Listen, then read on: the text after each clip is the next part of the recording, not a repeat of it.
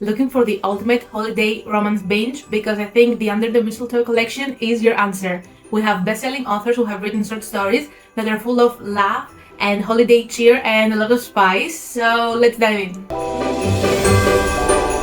Hey everyone, and welcome back to Hearts Paperbacks. I'm Marianna, and today I'm gonna rank the short stories in the Under the Mistletoe collection from my least to my most favorite. So, at number 5, we have All By My Elf by Olivia Dade. A snowstorm strands both Nina and William, their colleagues, but they're also secret crushes, and this leads to, a little game of truth and revelations. So, in all honesty, I did not connect with the characters, and I found the fact that they were driving a weirdly shaped truck the main event of the book rather than the romance. I mean, it was consuming the entire story and was the most interesting thing, so sorry, not sorry. For this one, we get tropes like forced proximity and friends to lovers. Definitely expect banter and hurtful moments in this slow burn, and overall, the spiciness level, I gave it a 1.5 out of 5. At number 4, we have Merriment and Mayhem by Alexandria Bellfleur. Everly's Christmas baking disaster brings firefighter Griffin to her rescue, and sparks fly. Or do they? The tropes here are holiday rescue, is that a thing? Maybe. And opposites attract. But to be honest, it's in number 4 because I felt no chemistry there. I mean, it was cute, the author mixes humor and some heat in all this Christmas cheer holiday setting. And we have a story about taking chances and finding love under the unlikeliest situations. But I cannot say that the spice was amazing in this one, so 2 out of 5 for me in the spicy meter. At number 3, we have Only Santa's in the Building. Love the title. Evie's holiday fantasies become a reality when we have a mistletoe and a sex neighbor and they have to kiss under it. Need I say more? I mean, he has a tall, tattooed neighbor with a lemon bar obsession, and he has a festive goal that includes her and only her.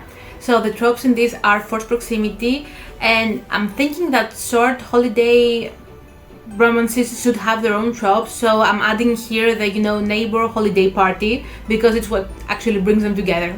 We have an abundance in flirty fun and festive magic in this one. It's a steamy feel-good novella. It deserves the 3rd place. Perfect for us readers who love, chemistry, humor, and this holiday cheer. And in the spicy meter, I gave it a 3 out of 5. Only 2 books to go, and in 2nd place, we have one of my favorite authors, Tessa Bailey. Merry Ever After. We have a single mom and a gentle giant farmer. I'm saying giant because the whole book actually revolves around the size of him, and he's pretty huge. Evie and Luke find unexpected chemistry while making alteration for said giant's clothes. It's so funny that he's actually that big.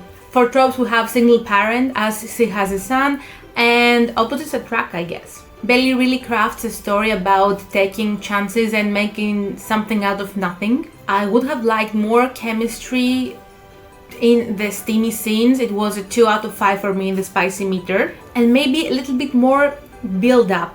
I know it's a short story, we do not have a lot of pages. I get it.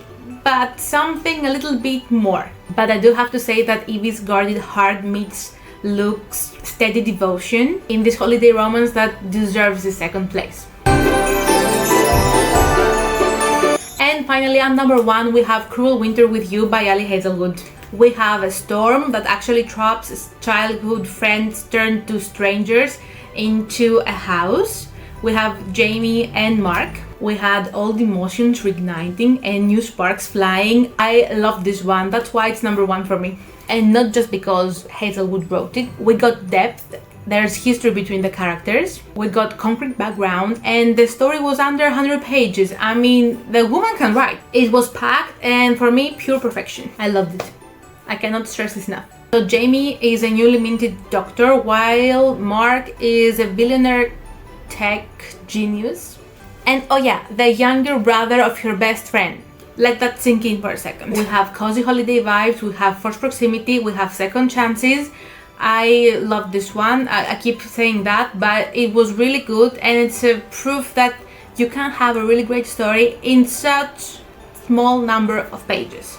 Also, there was like a dust of miscommunication in there, mainly because of the flashbacks we got, but that's also a trop. I have to mention it. And for me, in the spicy meter, it was like a 2.5 out of 5. So overall, I believe that Under the Mistletoe collection has something for everyone.